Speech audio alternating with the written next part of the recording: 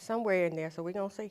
All right, let's go. All right, so the first subject that we're going to talk about, submission. Oh my goodness. I mean, as you know, I just did a men's panel. And on the men's panel, we talked about the strong woman, or the strong black woman, the strong woman. And they say that we're going to struggle to find a man because we are not needy. We already got a ready-made house, a ready-made family. We don't need them. And so they basically told us that we're going to struggle. I know you don't agree with it.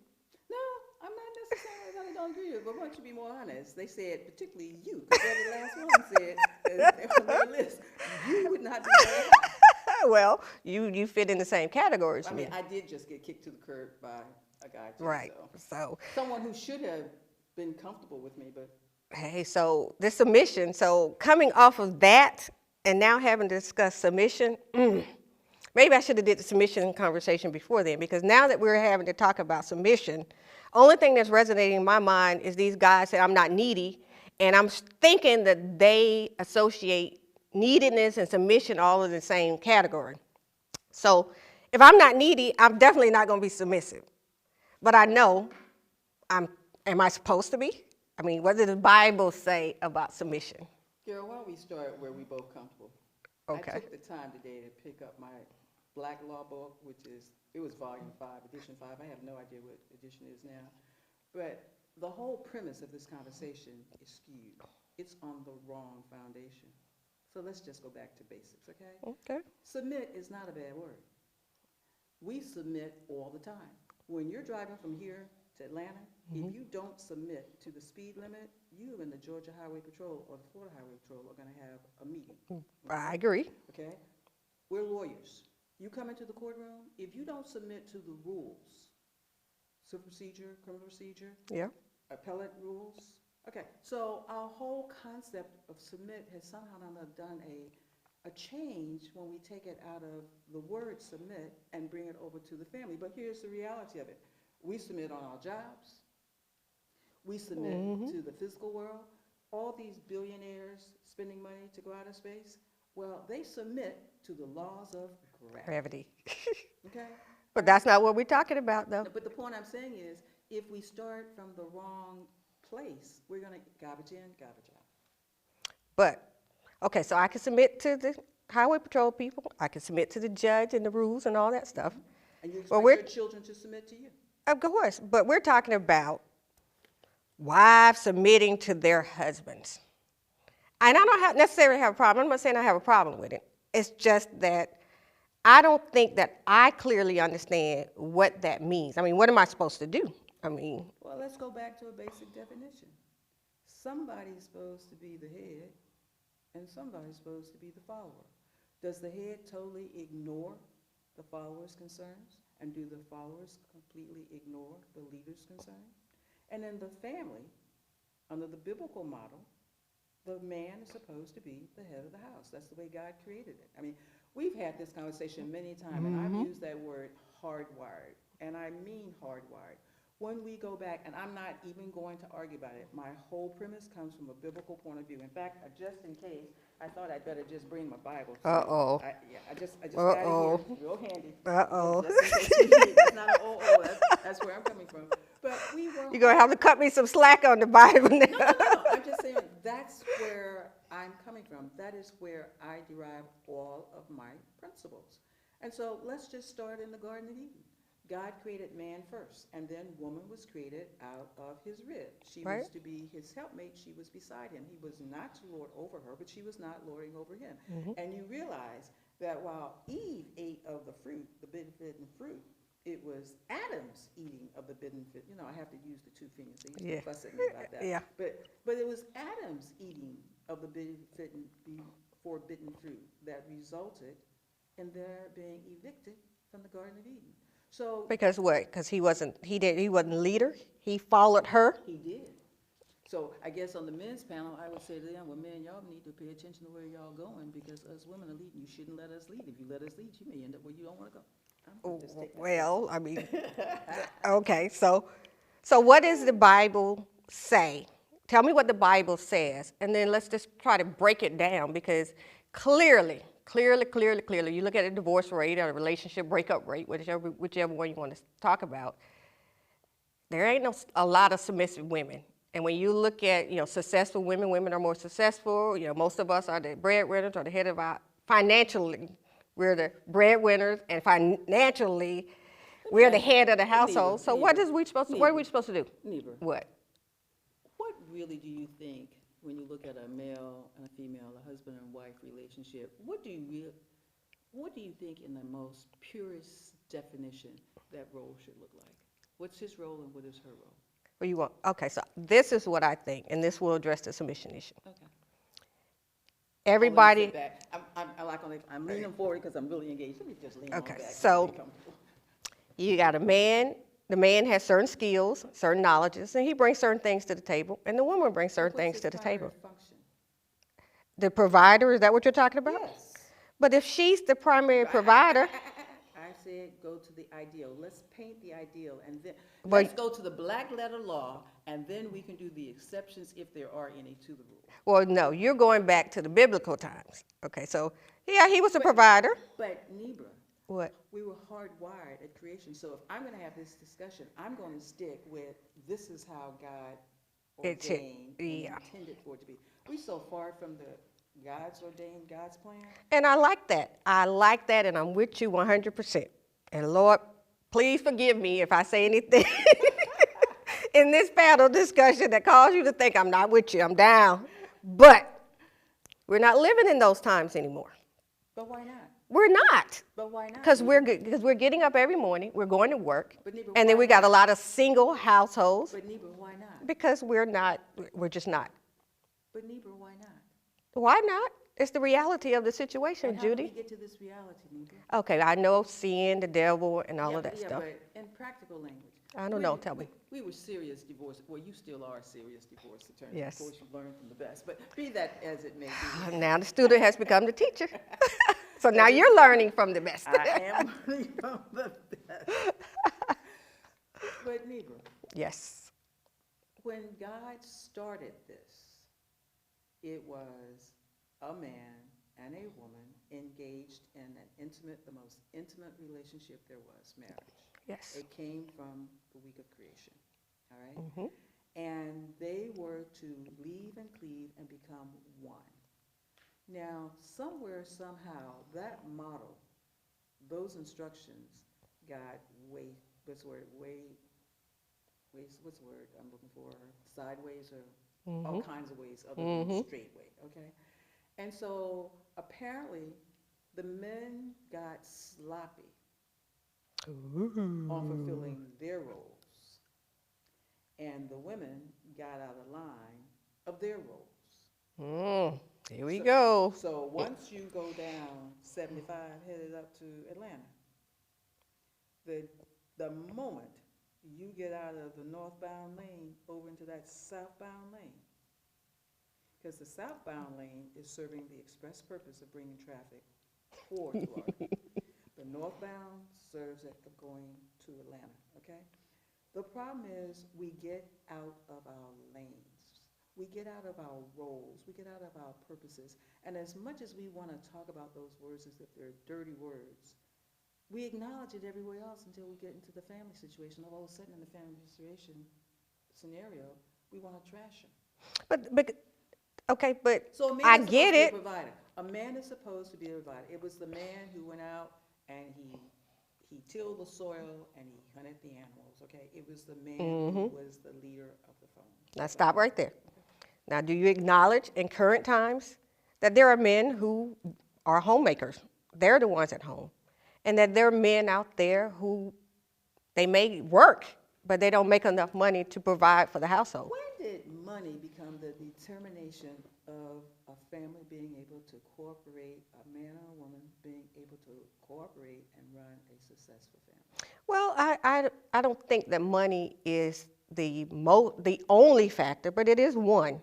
I mean, the person, and I'm not going to put education with finances, but typically if the woman is the one that's out there, she's the career-oriented person, she's out there bringing in the majority of the money to take care of the household, there's a certain degree of understanding that this is her role in the house. For Who whatever, said so?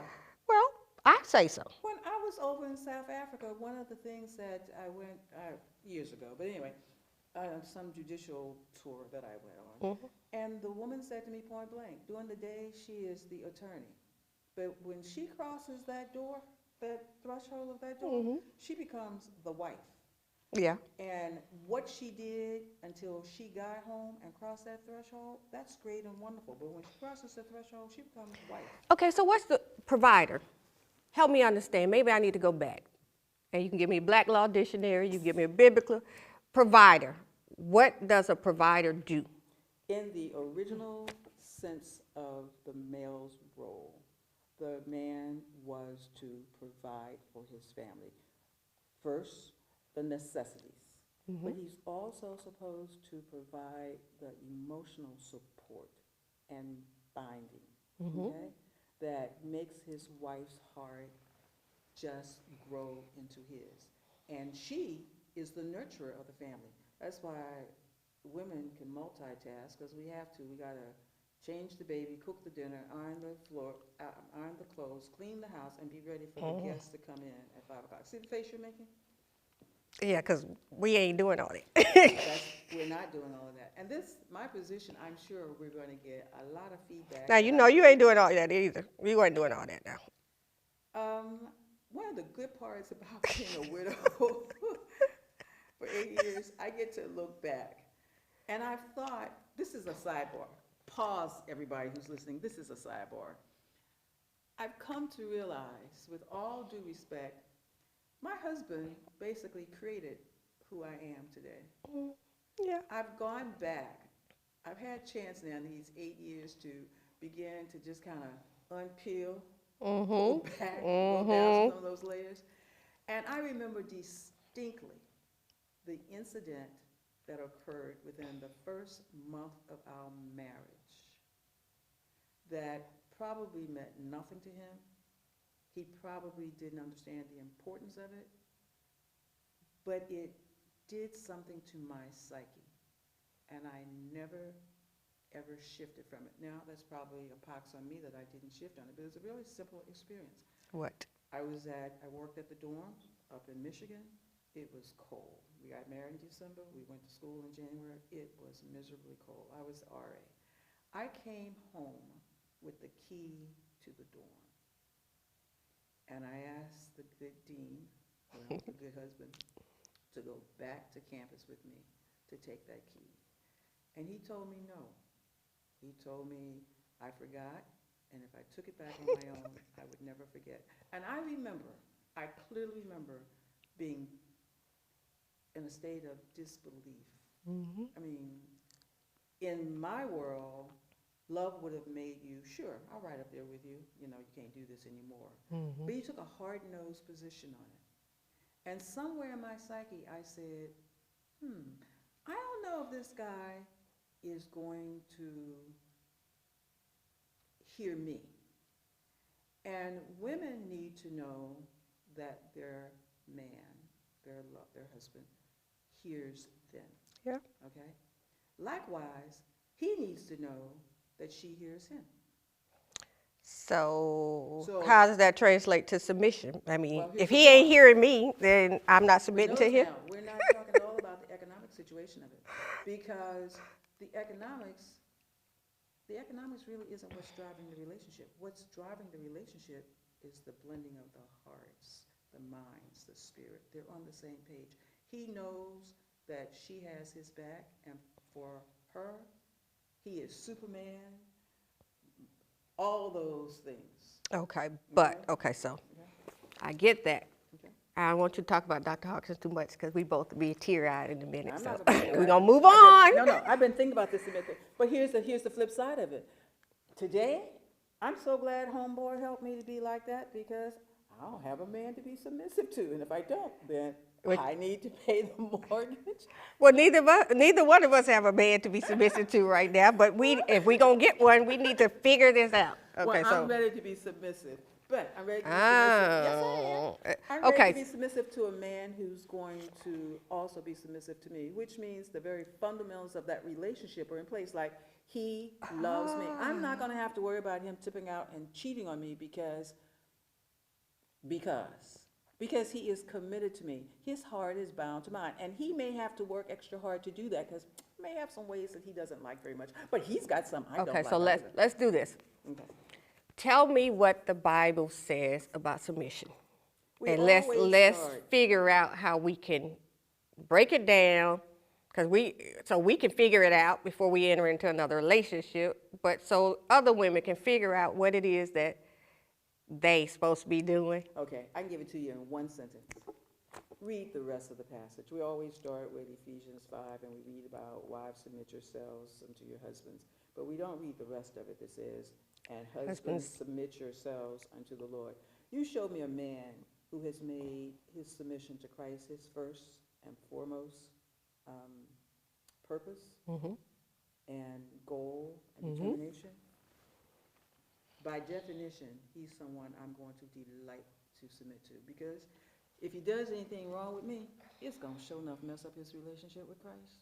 So if he takes a hard nose and is not sensitive to me and my needs, I can rest assured he and Jesus going to have a conversation about that. Okay, but Judy, Now, but see, most folks don't function you on that know where level. I'm going with that. Okay, go ahead. Because with The men that premise, the men that you were talking to on your men panel, after we talked for an hour or more about that, I looked at you and I said, you know, you just talked to a bunch of worldly men. yeah. Their whole But premise. worldly, that means when I walk outside, those are the guys that I'm going to meet. When I'm out there trying to find a date, those are the guys I'm going to meet. Are those the guys that you really want to choose Well, from? hey. Somebody who's going to use your financial success to say that you don't need him, as opposed to someone who says, Wait, Judy. You got submission and you got needy. See, I think the issue is, which was the purpose of the men's panel, is we all got to get on the same accord. We need to know what they are expecting from us when they hear the wives submit, because their definition of submission may be different from mine. So I need to communicate first and find out, okay, so what you expecting me to do? I mean, let's talk about this submission thing before we get into a relationship. But like you said, is he going to do the same thing? I mean, all of those things, he's going to love you, he's never going to cheat on you, he's not going to be disrespectful, he's going to be the provider, he's going to be the nurturer, he's going to do all those things. Now, if he doesn't, if he's not like the man that God intended him to be, why do I have to be the submissive wife like God intended me to be? Isn't it if he doesn't, I don't have to? when did our doing what God has ordained for us to do become subject to what everybody else is doing? Our relationship is this way, and once it's this way, then it goes that way. And both spouses must make sure this connection is tight, because if this connection is tight, I like that old country song, Love Should Have Brought You Home Last Night. Yeah. If my relationship this way is right, then there are just things that I'm not going to do to mess up this relationship. And there'll be things that I don't want to do, but I can pray this way to get the strength and the wisdom and the patience and the understanding and the knowledge to do it. And the reality of it is, Neibra, submission is a principle, just like love is a principle. And so when we're looking for men, our first criteria should be, what's his relationship this way? Because if his relation this way is not good, I can assure you, you might get a good man, but I'll take a godly man any day. Okay, so if any man was sitting here and part of this panel, they would tell you, like what they told me the other day. Nope. No. What? You got to put that within the box. What? The men that you were talking to are not men that I would say have this relationship going this way, because I can bring in a panel of men. Okay, we talked about this. I said, the next time you do a panel of men, we need to put some other kind of men on this panel. Okay, so we'll do that. I will bring what you describe as the godly men, and my next panel will be godly men. And we'll compare to see if now they may say it in a different way. These guys are very colorful. Great guys, very colorful. But I'll see. It may be a different type of language used. But, okay, but my issue is. The consequences are going to be different. The principles are going to be different. He's not going, a godly man is not going to describe the most intimate relationship between a man and a woman in a sense where it's just something you just do. It's not just something you do. God didn't create us for it to be just something you do. We were running a double-standard here. Okay, so if I want to concentrate though on just the concept of submission/neediness, Okay. and I beg to differ. I think with these godly men, when I approach the conversation with them about independent, strong women and what issues they're having in a relationship, they may say the same thing, but they may call it submission, where the guys on my panel called it needy. We don't need them, but they may say women don't submit. Strong women, independent women who head of the household, they don't submit. But it's the same thing. They want us to be needy and they want us to be submission. Godly men and worldly men. But what I was getting for, this is what I was getting to. The guys told me that part of the problem is we sit and talk to women about what men need. So I'm about to do that. So when they listen to this, yeah, I'm about to do it because I'm about to ask you. What should women be doing? What are we doing in the relationship that's submissive? It's easy to tell me to submit, but what exactly am I supposed to be doing? What you are supposed to be doing is, in fact, I thought about this. The first thing we women need to do is to get this connection straight, period. Okay. We need to understand that we are God's daughters, that he created us with a purpose in mind, and that he has a function and a role for us to fulfill this way, all right? And when that connection is straight, by definition, it's going to flow out to everybody else in our space. Okay. And that means that we understand that there's some needs that we can expect people to fulfill for us, and then there are other needs that they cannot. Nobody can give you peace in the middle of a storm. Nobody can bring you words of wisdom that is beyond human understanding. Nobody can do that. It's nice to have someone who is there with you to help you change the tire, but sure, I like when the Holy Spirit talks to me and say, Judy, you need to check the air in your tire before I left home, okay? Mm-hmm. And I check the air in my tire and, oops, I'm going flat.